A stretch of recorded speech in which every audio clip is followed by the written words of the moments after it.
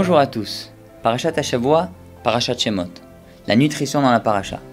Nous entamons un nouveau livre, le livre de Shemot, le livre des noms.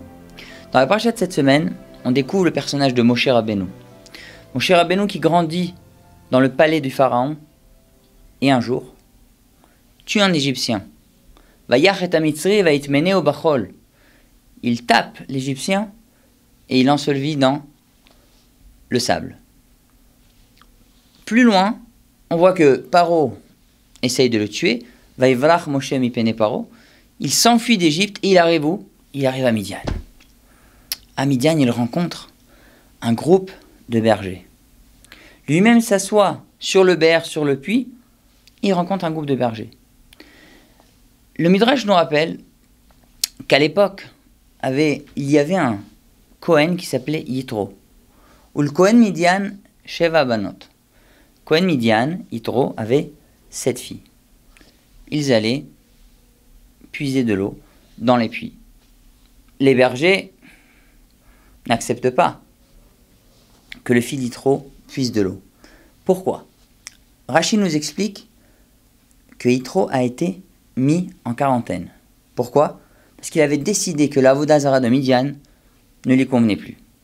Donc, il s'était éloigné. Il l'avait mis en idouille, comme dit Rashi. Arrive Moshe et il sauve. Vayako Moshe vayoshian. Il se lève et il sauve les filles de Paro, les filles de Yitro. Incroyable.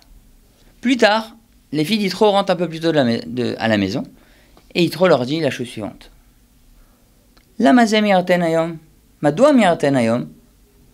Pourquoi vous vous êtes précipité aujourd'hui? Elle lui raconte que elles ont rencontré un berger égyptien, Ish Mitzri, Itzilanu miyad haruim. Un homme égyptien nous a sauvés des bergers. Plus tard, nous dit Yitro,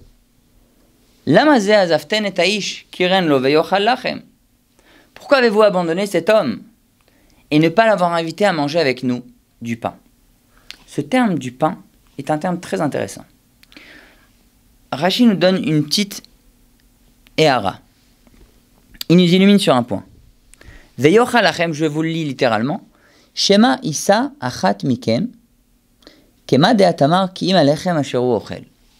Rashi nous dit, quel est le lien entre manger du pain et Moshe? Peut-être Moshe Rabbeinu va venir manger du pain avec nous et il va vouloir se marier avec une d'entre vous. Quel rapport manger du pain et un mariage? Eh bien, c'est la notion que nous connaissons de la Seudat Mitzvah. Nous mangeons quand il y a un événement joyeux ou Chas v'Shalom l'inverse. Mais que veut dire manger dans une Seudat Mitzvah? Il faut manger du pain, puisqu'il dit Lachem. Nous avons parlé auparavant, il y a quelques vidéos, du pain. Quel est le bon pain qu'il faut manger au quotidien pour bien nourrir son organisme? La mitzvah de manger, c'est une mitzvah de manger. Seudat mitzvah. Faire netilat yadayim, manger du bon pain et manger un bon repas. Mais toujours, je vous rappelle, toujours avoir sa limite. Comment avoir sa limite? Le Rambam nous donne une clé très intéressante. Quand on mange, on a 3 étapes. Première étape, on commence à sentir qu'on a mangé. Deuxième étape, ce que Rambam appelle le 3/4 de la satiété. Shlosh treve sova. Et ensuite, quand on sent vraiment qu'on est complètement plein, et là après, on n'en peut plus. Un petit conseil de la naturopathie et du Rambam. Quand vous arrivez aux 3/4 de la satiété, dites à votre corps stop. Dites surtout à vos yeux stop.